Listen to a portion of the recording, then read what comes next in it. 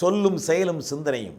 எம்ஜிஆர் ஒரு மிகச்சிறந்த படைப்பாளி, ஒரு மிகச்சிறந்த தமிழ் படிப்பாளி என்பதை புரிந்து கொள்ள வேண்டும்.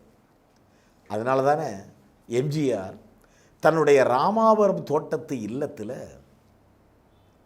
கீழே தரைதளத்துக்கு கீழே நிலவரைன்னு ஒன்று கட்டினார். அதாவது அண்டர் கிரவுண்டு.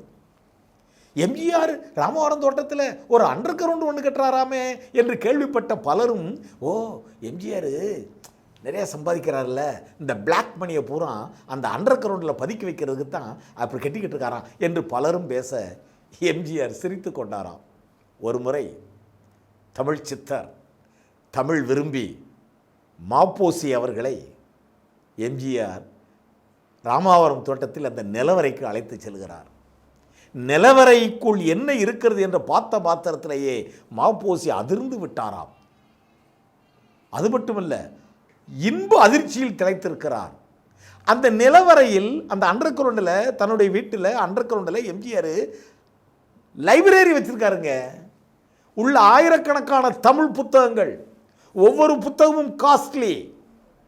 அத்தனை தமிழ் செல்வங்களையும் உள்ளே நூல்களாக குவித்து வைத்திருக்கிறார்.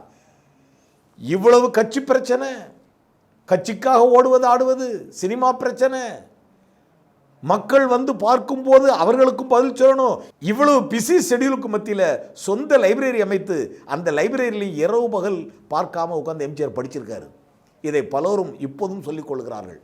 மாப்போசி அசந்துட்டாராம்.